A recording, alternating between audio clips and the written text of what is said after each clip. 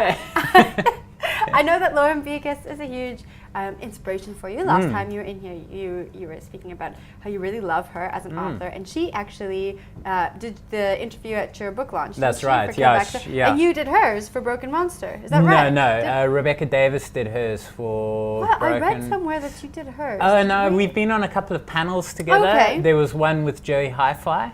Oh, okay. The cover designer. Right. He did Broken Monsters and he did Kill Baxter.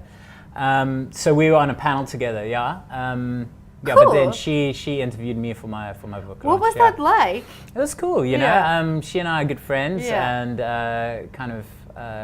we talk a lot about the kind of writing life. She gives me a lot of advice about that because obviously she's doing so well, you know, internationally. So so it was really cool to have her because she's an experienced interviewer, and it really helps having someone like that, you know. Very cool. Well, you both are so happy and bubbly in real life, and you both write these very dark stories. Yeah. So I guess maybe you can connect on that. Yeah, absolutely. Yeah. Now I have some questions for you about general book things, I guess. Any upcoming South African authors that people should be looking out for?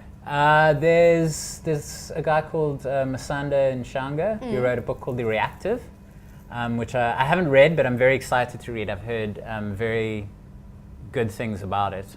It's sort of a drug tale set in Cape Town. Oh, interesting. Yeah, so it sounds really interesting. Sounds very cool. Alex Van Tonde, Cape Town Girl on Twitter. She's written a book called This One Time, I think.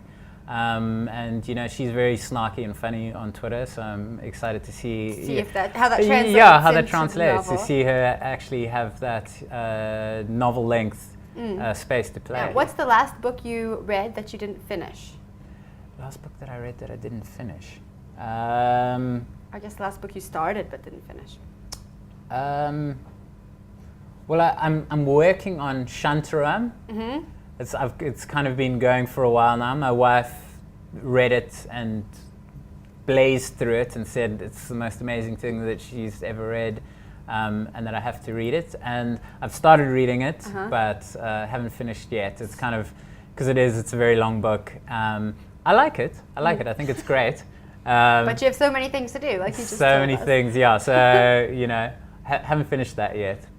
And if you could read one book for the rest of your life, no other books, which one would it be? Wow, that's a question.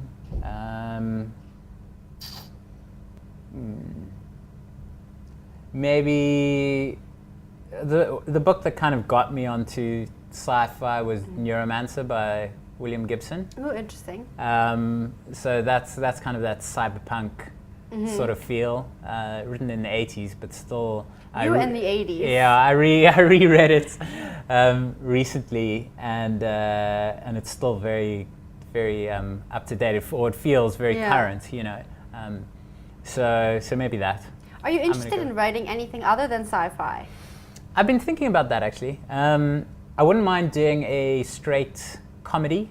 Like something like Nick Hornby, you know, who did High Fidelity. Yes. I would love to do like a High Fidelity type thing, which doesn't involve any sci-fi element. Yeah. I could see myself doing that, but but that's I don't think very heavy literary fiction is really my thing. As anyone that's read either one of these books, they'll be like, no.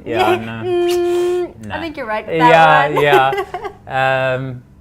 So that's the only other thing that I could maybe see myself doing. Yeah. Great. Well, you can get Charlie Hunnam's Kill Baxter at all good bookstores. And if you read it, let us know what you thought of it in the comments section below this video.